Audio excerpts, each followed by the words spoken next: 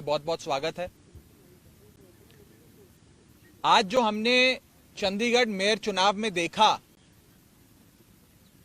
वो सिर्फ एक असंवैधानिक या गैर कानूनी चीज ही नहीं थी, बल्कि राष्ट्रद्रोह था, देशद्रोह था। आज जो हमने फर्जीवाड़ा, जो गैर कानूनी काम, जो इलीगैलिटी चंडीगढ़ मेयर चुनाव में देखी है, उसे सिर्फ और सिर्फ राष्ट्रद्रोह कहा जा सकता है। आप सभी ये बात जानते हैं कि मेयर के चुनाव में 20 वोट इंडिया गठबंधन के पास थे और मात्र 16 वोट भारतीय जनता पार्टी के पास थे। 15 और साथ में अगर मैं एक और अन्य वोट भी जोड़ दूं, जहां 20 वोट आम आदमी पार्टी और कांग्रेस पार्टी के इंडिया गठबंधन के पास थे, वहां गठबंधन का जीतना, इंडिया अलायंस का जीतना तय था। और अपनी हार को सामने देख बीजेपी ने षड्यंत्र रचे। सबसे पहले 18 जनवरी को होने वाले चुनाव में प्रिसाइडिंग अफसर, जो चुनाव कराता है अफसर, उसे बीमार करके अस्पताल में भर्ती करा दिया ताकि उस दिन चुनाव ना हो। फिर चुनाव की जब नई तारीख आई जो हाईकोर्ट ने निर्धारित करी, उस बीच ऑपरेशन लोटस करके आम आदमी पार्टी की और कांग्रेस के पार्षदों को खरीदने की कोशिश करी गई। जब बीजेपी का ऑपरेशन लोटस भी फेल हो गया, तो बीजेपी ने आज आप सबकी आंखों के सामने और आप सबके कैमरों में कैद जो फर्जीवाड़ा किया है, पहले मैं सिलसिलेवार तरीके से आपको बताना चाहता हूं।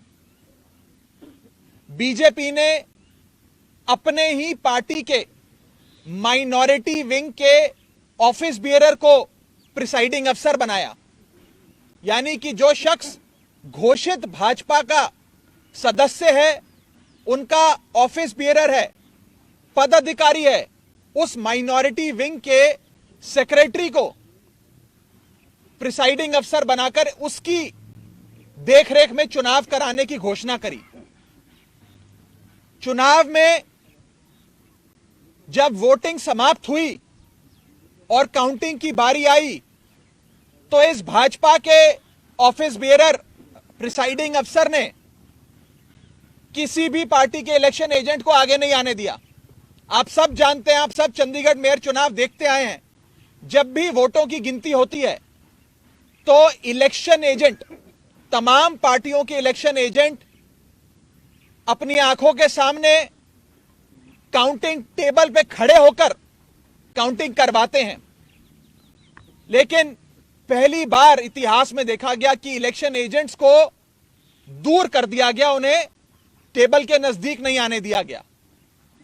और उसके बाद जो हुआ, आपने देखा कि कैसे भाजपा के इस पदाधिकारी ने, जो प्रिसाइडिंग अफसर था आज के चुनाव का, उसने अपने पेन से बैलेट पेपर पर इंक लगाकर उस सारे बैलेट पेपर को इनवैलिड किया और फिर चुनावों की गिनती में, वोटिंग में, वोट काउंटिंग में उस एक एक बैलेट पेपर को इलीगल घोषित किया।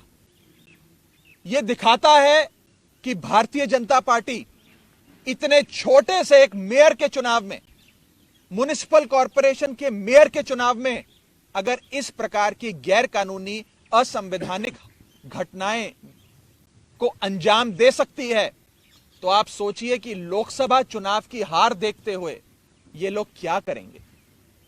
क्या भाजपा इस देश को नॉर्थ कोरिया बनाना चाहती है कि इस देश में चुनाव ही ना हो, और चुनाव सिर्फ उसी स्थिति में हो जहां भारतीय जनता पार्टी पूरी मशीनरी को रिग कर पूरी चुनावी प्रोसेस को विशिएट कर चुनाव जीत सके। साथियों, मैं अनिल मसीह, जो भारतीय जनता पार्टी के माइनॉरिटी विंग के पदाधिकारी हैं और आज के प्रिसाइडिंग अफसर हैं, उनके खिलाफ कार्रवाई की मांग करता हूं। आपराधिक मामला दर्ज होना चाहिए और उनकी गिरफ्तारी होनी चाहिए। ऐसे लोग और ऐसी पार्टियां जो हमारे देश की लोकतंत्र की सरेआम हत्या कर रहे हैं, उन लोगों को बाहर रहने की कोई आवश्यकता नहीं है। उन लोगों की सही जगह जेल है, उन लोगों को जेल होनी चाहिए। और मैं एक और आपको फैक्ट बताना चाहता हूं, जब भी काउंटिंग के दौरान कोई भी इलेक्शन एजेंट पार्टी का ऑब्जेक्शन रेस करता है तो उस ऑब्जेक्शन को डिप्टी कमिश्नर और वहां पर बैठे जो इलेक्शन ऑफिसर्स होते हैं उनसे सलाह मशवरा करके उसका हल किया जाता है। आज पूरे सदन में हंगामा चल रहा था, लोग आपत्ति दर्ज कर रहे थे, प्रिसाइडिंग अफसर के कंडक्ट पे सवाल खड़े कर रहे थे, लेकिन प्रिसाइडिंग अफसर इलेक्शन कराते रहे, काउंटिंग करते रहे और जैसे ही बीजेपी के कैंडिडेट को उन्होंने घोषित किया बतौर विजेता, उसके बाद जितने भी बैलेट पेपर थे काउंटिंग के, उन्हें जल्द से जल्द हटाकर एक कमरे में लॉक कर दिया गया। न जाने उन बैलेट पेपर्स के साथ इन लोगों ने आगे क्या किया होगा। बैलेट पेपर तक किसी पार्टी के किसी प्रत्याशी को, किसी काउंसलर को नहीं दिखाया गया, बैलेट पेपर तक गायब कर दिया गया है। यह आज सरेआम देश का एक महत्वपूर्ण शहर चंडीगढ़ में आप सबकी आंखों के सामने घटा है।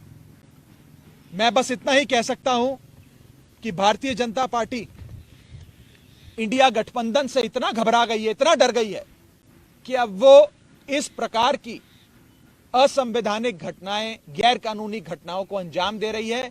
मैं सीधा बस इतना कहना चाहता हूं कि भारतीय जनता पार्टी ने जो आज चंडीगढ़ मेयर चुनाव में किया है वो सीधा सीधा देशद्रोह है। ये देशद्रोह से कम चीज नहीं है और इन लोगों के खिलाफ कार्रवाई होनी चाहिए, नहीं तो इस देश के आम आदमी का लोकतंत्र से और चुनावी प्रक्रिया से विश्वास उठ जाएगा।